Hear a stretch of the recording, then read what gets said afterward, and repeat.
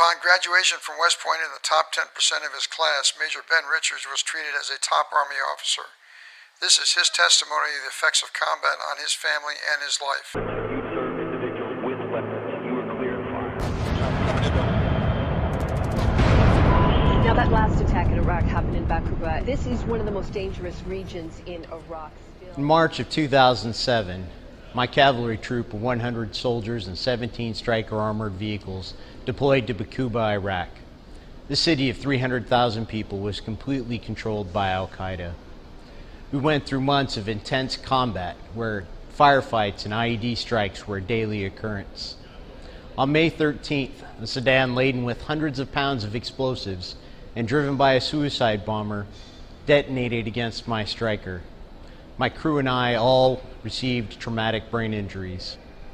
The following September, we returned home to Fort Lewis in one piece, but not entirely whole. It was like a part of me was still missing. I was experiencing daily pain, debilitating headaches, chronic fatigue, emotional numbness, irritability, emotional instability. Cognitively, I had problems with memory and executive functioning. I couldn't multitask, and tasks that had been simple before were overwhelming. I was screened for traumatic brain injury. The tests were superficial, and the Army ruled that I did not have a traumatic brain injury. All of my problems were due to post-traumatic stress. A few months later, the Army sent me to Georgetown University to pursue a master's degree. Despite my previous academic performance, the work was overwhelming, and by the end of the first year, I was directed to withdraw from classes due to academic deficiencies.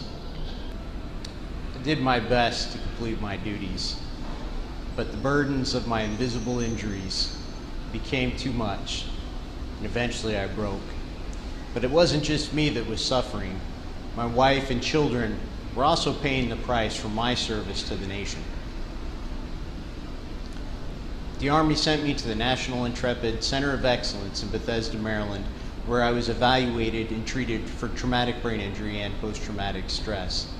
The Army also initiated a medical evaluation board, which led to my retirement a little more than a year later. At the time of my retirement in August 2012, I had been provided with the best treatment and care available for traumatic brain injury and post-traumatic stress injuries, but it was not enough. The promise of a new normal increasingly felt like a lie. I felt like a failure. I felt hopeless. All right. Good morning. Your name is? Ben Richards. And how old are you? 36. Okay. And you're here because of what? Traumatic brain injury. Shortly after I retired, I was referred to Dr. Paul Harch in New Orleans for hyperbaric oxygen therapy for my traumatic brain injury. After 30 days, I began to notice substantial improvement. After 40 treatments, I returned home where my teenage daughter proclaimed me healed. This is a picture of Ben's brain. The holes are areas of significant reduction in blood flow that are a result of the traumatic brain injuries that Ben experienced. And you can see them here in the front. They're also the areas that are typically injured in traumatic brain injury. This is Ben's brain scan after hyperbaric oxygen therapy. And what you see is an improvement in blood flow to the damaged areas of brain that previously were holes.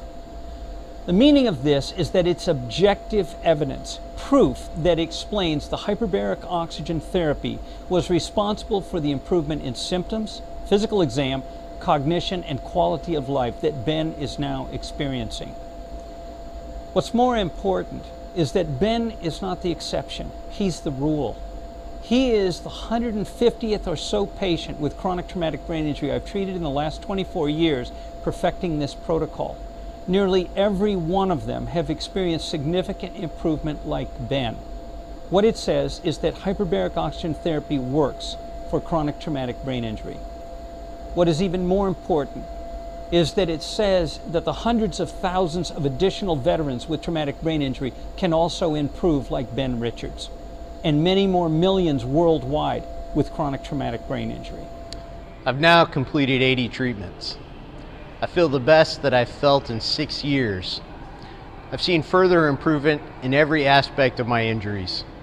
I'm beginning to feel hope again and feel like Ben Richards has finally come home. I will never leave a fallen comrade, yet thousands of fallen soldiers live among us today, their lives destroyed by the invisible wounds of traumatic brain injury and post-traumatic stress injury. I was one of those broken soldiers, but thanks to hyperbaric oxygen therapy, I'm getting my life back.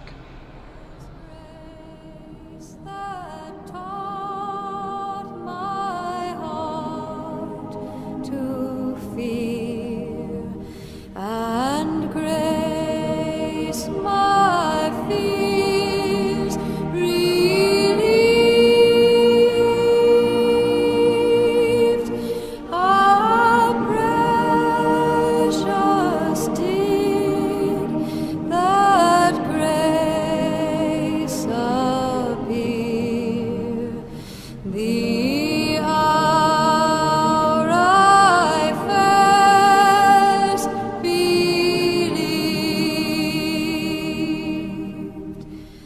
Through many dangers,